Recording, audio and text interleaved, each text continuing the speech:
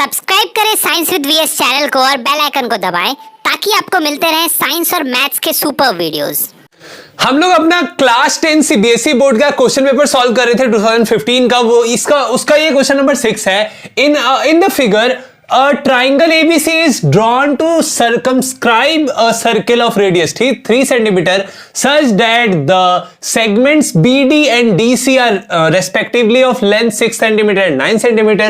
If the area of triangle is area of triangle, देखिए sir basically question क्या कह रहा है ना, आपको ए से बी तक का और ए से सी तक का ये दोनों लेंथ आपको पता करना है। आपको दे क्या रखा है, ये देखिए आपको बीडी दिया है 6 सेंटीमीटर, डीसी दिया है 9 सेंटीमीटर और साथ में एक ट्राइंगल है जिसके अंदर जो सर्किल है उसका जो रेडियस है वो 3 सेंटीमीटर आपको गिवन है। ठीक है, बस इतना ही गिवन है। अब अगर आप एक चीज देखें, क्या एक चीज देखें यहां पे देखिए ये यहां पे है, ठीक है, यहां से अगर हम एक लाइन ड्रॉ कर दें ऐसे करके तो हमारे पास क्या हो जाएगा सर, हमारे पास ये भी तो रेडियस निकल के आएगा कि नहीं। फिर यहां से भी अगर एक हम लाइन ड्रॉ कर दें ऐसे करके, ये हम क्यों कर रहे हैं, क्योंकि हम लोगों को चाहिए क्या, हम लोगों को चाहिए इस पूरे ट्राइंगल का हमको क्या दिया है, हमको दिया है एरिया, ठीक है, और हमको चाहिए ये वाला साइड, लेकिन ये वाला साइड तो हमको बिल्कुल गिवन नहीं है, उसके बारे में तो कुछ पता भी नहीं है हम लोगों को,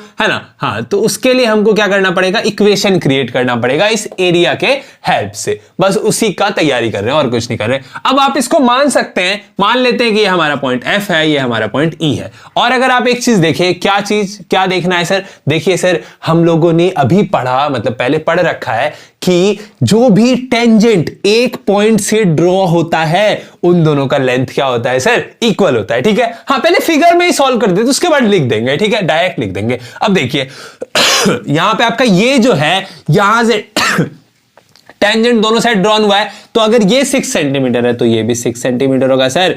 क्यों, क्योंकि tangent drawn from a point from a same point are always equal, ये होता है, हमको पता है। ठीक है, हाँ, तो अगर आप देखें कि ये अगर 9 सेंटीमीटर है फिर से सेम पॉइंट से, तो ये भी हमारा क्या हो जाएगा, 9 सेंटीमीटर हो जाएगा। ठीक है, अब अगर आप ये वाला साइड निकाल लें और ये वाला साइड निकाल लें इत्तू सा और दोनों को प्लस कर दे दोनों साइड, तो क्या हो जाएगा आपका, क्या हो जाएगा सर, बताइए ना, आंसर आ जाएगा, क्योंकि ये और यही तो निकालना है हमको। तो ये मान लेते हैं लेट इसको x, और तो ये भी x हो जाएगा। क्यों, क्योंकि sir tangent drawn from the same point are always equal.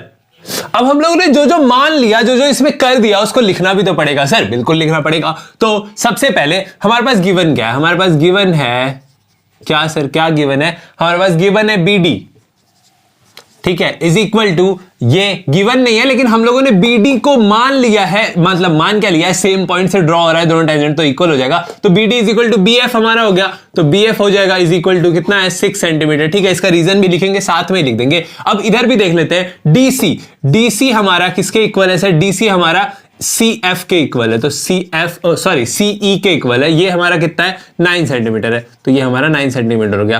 क्यों, अब हम लिख देते हैं यहां पे क्या, tangent drawn from same point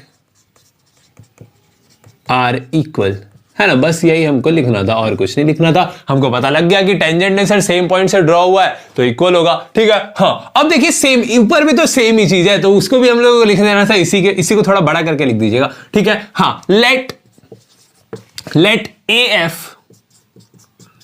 is equal to AE is equal to x centimetre. ठीक है, हम लोगों ने x सेंटीमीटर माना, ये तो हमको पता है कि दोनों इक्वल होगा, क्योंकि फिर से सर सेम पॉइंट से दो टेंजेंट्स खींचे गए हैं तो इक्वल होगा। ठीक है, हाँ, अब अगर आप देखें क्या सर, इन ट्राइंगल ABO, ये जो पॉइंट है ये O है, ये लिखना ही भूल गए थे हम लोग, है ना। ये अगर ट्राइंगल, ठीक है, और ये वाला, मतलब देखिए कौन कौन सा ट्राइंगल जिसमें हमारे पास क्या है, हाइट दिया हुआ है, जिसमें हम लोगों का रेडियस हमको पता है, उस वाले ट्राइंगल की बात कर रहे हैं। OBC और OAB और OAC, इन सारे ट्राइंगल्स का जो एरिया होगा वो किसके इक्वल होगा, वो होल ABC ट्राइंगल के एरिया के इक्वल होगा। तो इससे हम एक इक्वेशन क्रिएट कर सकते हैं कि नहीं, देखिए क्या बोल रहे हैं, लिखते हैं उसको। ठीक है, अच्छा एक और चीज आप यहां देखिएगा कि हम लोगों ने परपेंडिकुलर्स खींचे हैं, मतलब ये जो है ये हम लोगों ने खींचा है ना, तो वो भी लिख देते हैं एक बार, क्या सर, कि हमारा OE is perpendicular to AC, comma OF is perpendicular to AB। हम लोगों ने जो खींचा है परपेंडिकुलर वो हम लोग लिख देते हैं ताकि कोई कंफ्यूजन नहीं रहा है। अब OD is perpendicular to BC। क्यों सर? क्योंकि radius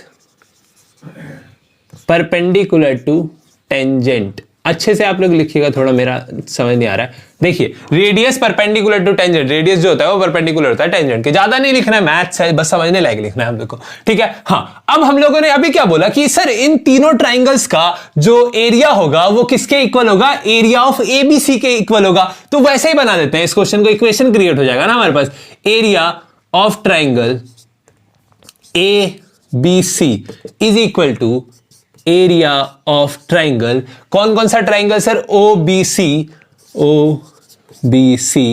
plus area of triangle कौन सा? A या OBA plus area of triangle कौन सा? लास्ट ट्राइंगल कौन सा है? OAC, ठीक है। हाँ, इन तीनों ट्राइंगल्स का एरिया को अगर हम प्लस करें तो वो किसके इक्वल आएगा सर? इस पूरे होल के इक्वल आएगा सर। देखने से पता लग रहा है इक्वल आएगा, है ना। हाँ, तो अब एरिया ऑफ ट्राइंगल ABC हमको कितना दिया है? ABC दिया है हमको 54 सेंटीमीटर। इसको थोड़ा इधर ही करके लिखते हैं क्योंकि स्पेस कम है हमारे पास, उधर और बन जाएगा, है ना। हाँ, ये हमारा आ गया 54। अब area of triangle OBC sir क्या होता है? Half into base into height हो जाता है हमारा, है ना। हाँ, तो हमारा सबसे पहले हाफ लिखते हैं, उसके बाद हमारा बेस क्या है? हमारा बेस है 6 + 9। तो लिख देता है यहां पे हमारा 6 + 9, और हमारा जो ये है हाइट है हमारे सारे ट्रायंगल से हमारा हाइट क्या है? 3 सेंटीमीटर ही है, तो इंटू 3 कर देते हैं इसको सिंपली, है ना। Plus area of triangle OBA, O कहां है? OBA ये वाला, तो हमारा बेस क्या है? 6 + x, तो हाफ इंटू 6 + x इंटू 3, है ना। Plus area of triangle OAC, इसमें क्या है हमारा? 9 + x है, तो हाफ इंटू 9 + x इंटू 3 हो जाएगा हमारा यहाँ पे, ठीक है। हाँ, अब ये हमारा देखिए सब में सबके नीचे क्या है? 2 है ना, यहाँ पे भी 2 है, यहाँ पे भी 2 है, यहाँ पे भी 2 है, तो 2 को क्या कर दीजिए? इधर जाके क्या कर दीजिए सर? मल्टीप्लाई कर, हाँ, इधर डिवाइड में इधर जाके क्या हो जाएगा? मल्टीप्लाई होगा, और क्या ही होगा? तो मल्टीप्लाई कर दीजिए, तो 54 × 2 हो जाएगा, ठीक है। अब यहां पे हमारे पास क्या हो जाएगा? हमारे पास यहां हो जाएगा 9 + 6 कितना होता है? 9 + 6 15 होता है, 15 × 3 हो जाएगा हमारा 45, प्लस यहां पे ये 2 तो सबके बाय में था, तो इधर जाके मल्टीप्लाई हो ही चुका है, तो इसको हटा ही दीजिए। ये हमारा 3 है, ये हमारा थोड़ा अच्छे से लिखते हैं, ये हमारा 3 है। 3 × 6 क्या हो जाएगा? 18 + 3x प्लस 9 3 = 27 + 3x, ठीक है। हाँ, अब देखिए 3 + 3 6 हो जाएगा, और ये सारा इधर प्लस में, इधर आके माइनस कर देते हैं इसको। ये 54 2 हो जाएगा 108 - 45 -